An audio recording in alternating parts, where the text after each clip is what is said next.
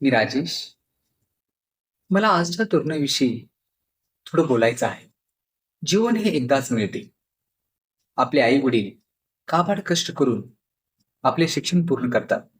कारण माझी मुलगी किंवा माझा मुलगा कुठेतरी आपले जीवन काढा सुरळीत चालवतील व मोठे होतील. आणि आपण कोणत्याही गोष्टीवरून आपल्या आपला आत्मविश्वास घालवतो. तसं न करता आपण मिळेल ते काम करून त्यामध्ये कौशल्य संपादन करून जगायला हवे. आपल्या हातून होणारे स्वप्न बघायला पाहिजे. सुख म्हणजे काय याचा उलगडा आजकालच्या तरुणीला झालेला नाही. 2 वेळचे जेवण व समाधान याच्या पलीकडे सुख असू शकत नाही. मानले तर सुख सगळीकडे आहे. ते आपल्याला घेता आलं पाहिजे.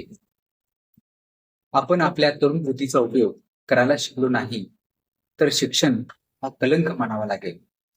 शिक्षणामुळे खरं तर सर्व सुखी समाधानी व्हायला पाहिजे, पण तसं होत नाही. मला खूप मोठे व्हायचे आहे, आपल्याकडे सर्व गोष्टी पाहिजेत, ही जरी आपली स्वप्ने असली तर ते मिळण्यासाठी आपण प्रयत्नशील असायला पाहिजे. थोड्याशा दुःखामुळे वा अपमानामुळे आपण जर जीवनावर नांगर मारत असू तर ते दुःखाचे ठरेल. या जगात असणारे व काहीच नसणारे आहे. सर्वजण जगतात. मग आपल्याला पण जगायला काय झालं? आपण पण एक नवी उमेद घेऊन सदैव कृतिशील राहून सद्मुख जगायला शिकलं पाहिजे.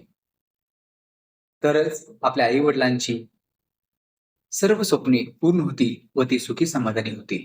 नाहीतर आपल्या पाशात त्यांना असह्य वेदना सोसून शेवट करावा लागेल.